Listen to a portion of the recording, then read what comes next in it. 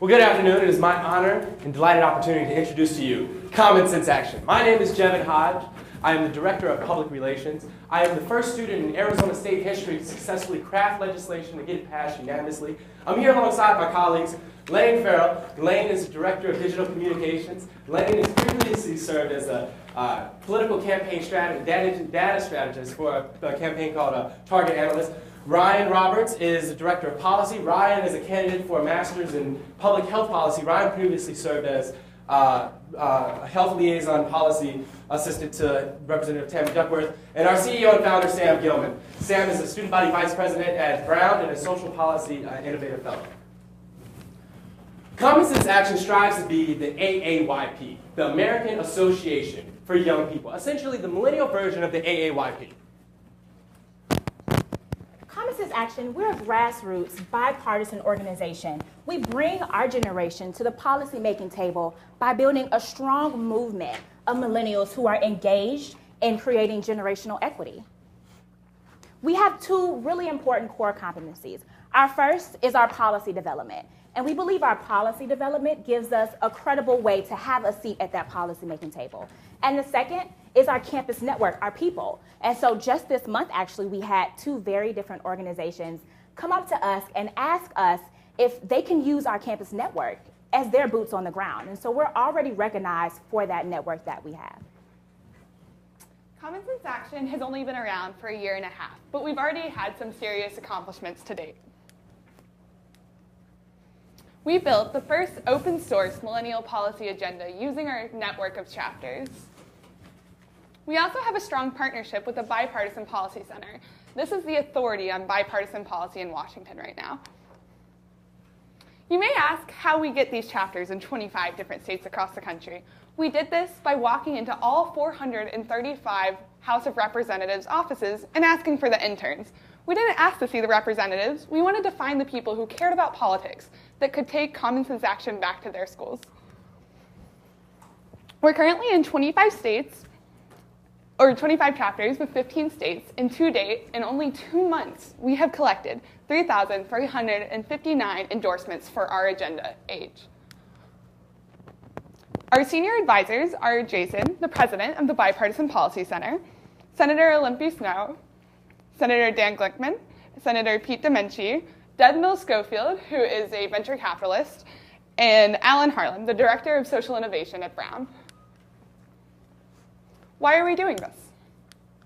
15.2% of young people are unemployed, compared to a national average of 6.7%.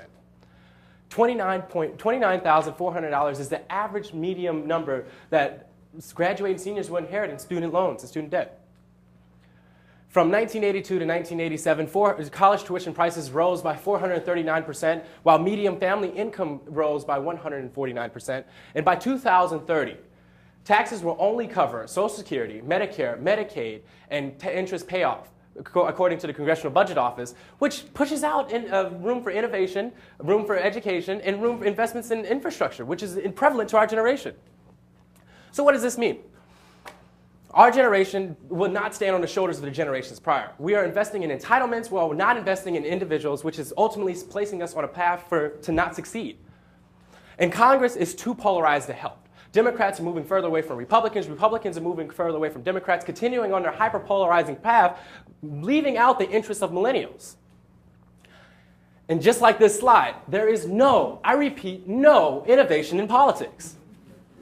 But we at Common Sense Action have an innovative solution. What we are is we are a network of students, of people across the country. These are our 25 chapters. And when we surveyed the field, we looked at the other organizations out there. And no organization mobilizes a bipartisan group of people. There's a Millennial Action Project which organizes millennials who are serving in office in state legislatures and in Congress. There's a Can Kicks Back, which is a single-issue campaign about debt. And they organize millennials, but never really mobilized us. There's a Roosevelt Institute Campus Network, which is a liberal think tank on college campuses. And we took a lot of their model in having a campus model, but they only organize individuals, not people, not groups of people on college campuses. And Generation Opportunity is a big advocacy campaign that is well funded, but is very conservative, and its major campaign right now is to get young people not to sign up for Obamacare. And it's important to note that we as a generation, are more independent than any other generation before us, and also more liberal. So that doesn't cover us. And then, of course, there are the college Democrats and college Republicans, but we know that's sort of what's broken in Washington. So how do you build power in politics? We are never going to have as much money or connections like our parents, and that's how, older generations get their voices heard, get the microphone in politics. What we need to do is build a megaphone. And the way we do that is people. So we have 3 innovative strategies that allow us to do this. And first, before we get there, I want to talk about our demographic. We're the largest voting bloc, and 46 million voters. But the problem is we don't have the same turnout as seniors. So why would they listen to us? That's what Common Sense Action tries to solve. So we are an innovative organization that first mobilizes people on the basis of bipartisanship, not nonpartisanship. What does that mean? That means that we respect and honor where people are coming from, backgrounds, socioeconomic backgrounds, ideologies, geographic backgrounds. We organize them in chapters because the only way to pass down movements, especially when we're a generation that is moving around, is through chapters anchored with relationships in the community. And finally, our biggest innovation is that we organize people on the bipartisan basis, which allows us to actually represent all of millennial interests rather than just millennial interests in a certain silo. So what is our disruptive innovation? How do you get our voices heard in a really crowded political sphere? It's primary elections. So let me tell you my moment of obligation. When I voted in the Rhode Island primary on September 11, 2012, I was the 17th voter at 1:30 in the afternoon. When I voted in the general, I was 130th at 10:15. We all know that nobody got up before 9:30. So what do you do when you find the movement, the leverage point, to get voices in the room? And that's primary elections. And we use honor partisanship through primary elections to do that. Now, how do we do this? First, we have to build our policy agenda, which Ryan sort of talked about. Then we have to mobilize people on the basis of elections. And finally, we need to advocate for our strategy. So what is the agenda for generational equity? This is a policy partnership, policy document, and manifesto for Common Sense Action that we produce in partnership with the Bipartisan Policy Center. It advocates for 3 things. First is advancing generational fairness. How do we preserve the social safety net for our parents and grandparents while also sustaining it for our generation? Second is investing in millennial mobility. How do we invest in the skills, the foundations, and the opportunities for our generation to succeed in the 21st century? And finally, repairing politics. How do we create incentives for solutions-first leaders in Washington? And the main way is our chapters and our people. These are a couple images of our chapters doing organizing activities on college campuses. Moving on to our membership models. So we have 2 types of membership models for Common Sense Action. The first is our chapter-based model, and this is where we go to chapters on college campuses, as we talked about before, and we engage millennials to advocate for these things. So we have our activists. Activists are students, members of the student body at the university who may attend 1 or 2 events, but they're not full members. Members are people who were once activists but loved us so much that they want to be a part of the inner workings of the chapter and contribute to our policy formulation. Then we have our chapter leadership, and the chapter leadership is the president, vice president of policy, VP communications, VP organizing at minimum. Now each chapter has about 15 to 50 members. Now our individual model it's going to mirror our chapter model, but this is so crucial to what we do because our individual model shows that we don't just advocate for college issues. We advocate for all millennial issues. And in our individual model, you have millennials who are young professionals, millennials who maybe have never been to college, but their voice is just as important to be heard. And under this, we have 1 donor model with 2 donor opportunities. Now, the 2 donor opportunities are, we have 1, recurring donors, and this is what we encourage our chapter leaders and individual leaders to do. We encourage them to donate once a month, once every other month at a normal rate, and then we have our lifetime member donation opportunity, and that's for people who maybe are an activist. They maybe love what we do so much that they want to contribute financially in order to help us pursue our goals. We have the typical legal structure of any other advocacy organization. We are 501c3 and C4. The C3 arm allows us to educate, conduct voter registration, and policy events, while the C4 allows us to lobby for the policy that we formulated at a chapter level, and it also allows us to endorse candidates in strategic districts. Our marketing is based out of our Washington, D.C. national movement. We walked into all 435 offices, and that was one of our most innovative marketing strategies to reach a huge network in a short period of time. We also do campus outreach. Jevin, our director of PR, goes to different political science departments and college orgs that have politically motivated students. These are our campus leaders. This is how we find people that want to bring common sense to their university. We also use traditional media in local towns, and this allows us to build a mass quantity of content at the grassroots level. We're not in national news, but we're making a lot of people in a lot of college towns learn. And we use social media. This is really the driving part of our organization. We reach through national media, but all of our individual chapters also have their own networks that they get to use to leverage their universities. Our budget for the 2014 year has $150,000. It involves payroll, chapter support, events, marketing, voter engagement, travel, printed items, and office expenses. Our revenue comes in through grants, individual donations, membership dues, corporate sponsors, and branded merchandise. Moving forward with the next grant that we get, we're going to host a leadership development conference. We also are going to increase our campus travel budget so that our CEO and co-founder can do more trips to our chapters to visit and help them learn more. We also are going to implement an automated texting program which will remind voters during the primaries to get out and vote. Our goals for December 2016 are 2 to 6 candidates elected, 28 candidates endorsing age, 2 issue-based campaign victories, to have 75 chapters in 1 of 40 states, 10,000 members, non-college membership with high school and young professionals, 232 scorecards about candidates.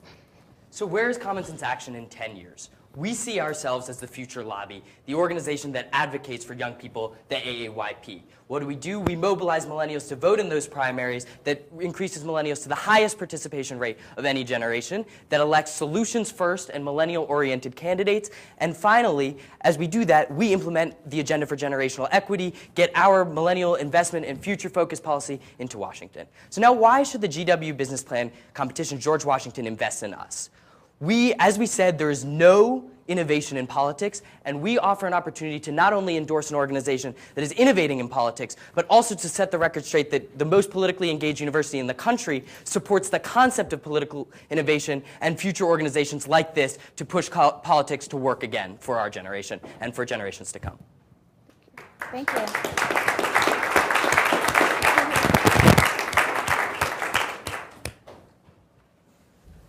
Can kick it off with a question. I'm really excited about this idea, and one of the pieces that I'm wondering is it's really easy to articulate what the problem is, and I think part of where the gridlock happens is it's very hard, especially in a bipartisan forum, to articulate what the solution is.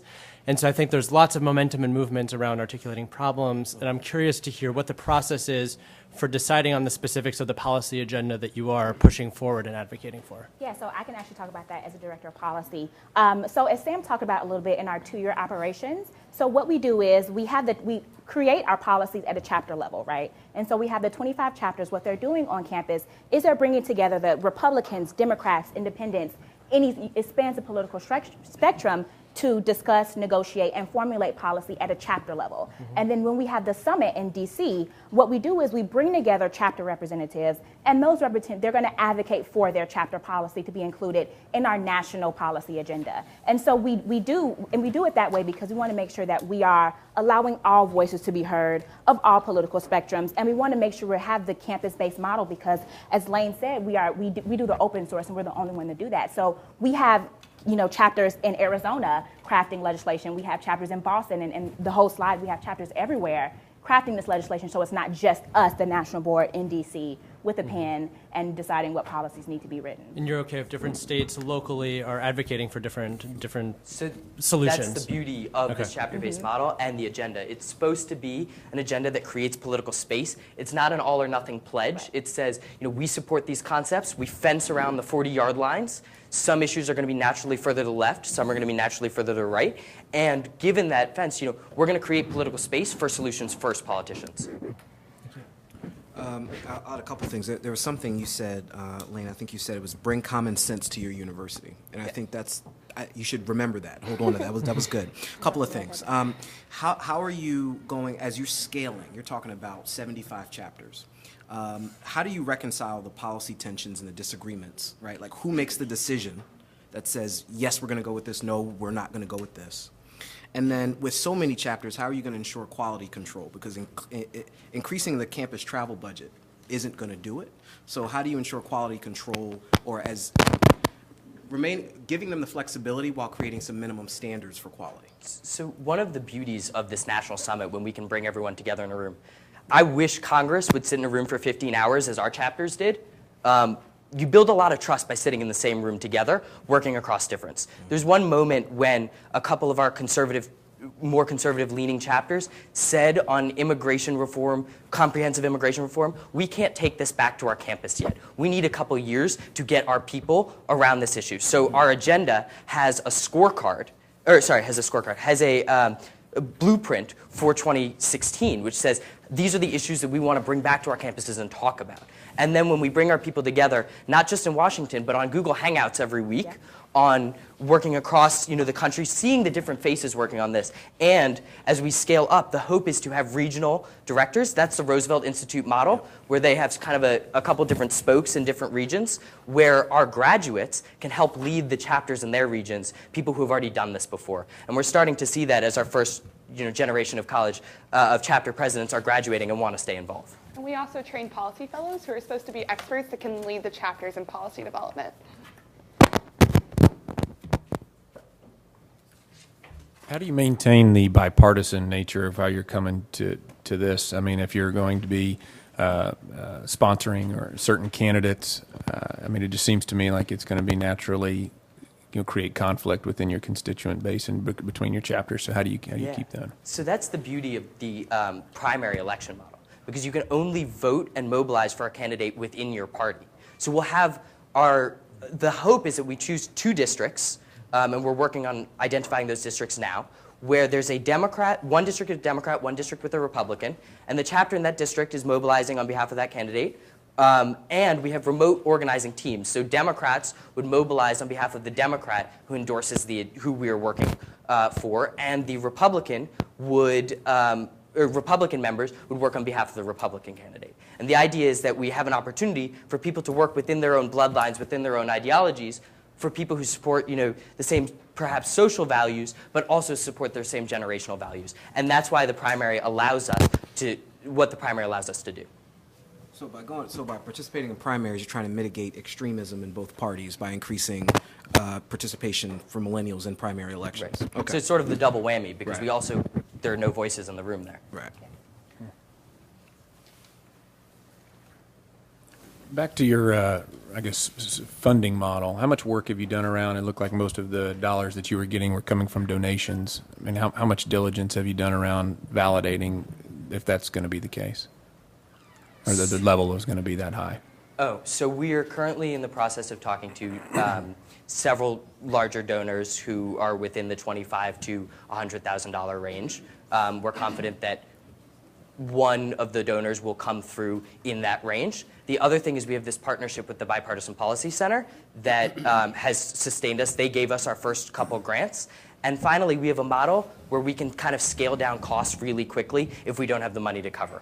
Because school chapters can get funding from their schools, because our marketing is based on social media, is based on just kind of guerrilla tactics, we can kind of cut down our costs. If we have to do a summit, we can't bring everyone in to pay to fly everyone in. We can either do it on a campus, or we can even do summit-based activities over Google Hangout using new technologies. You did it with 3 seconds to spare. Congratulations.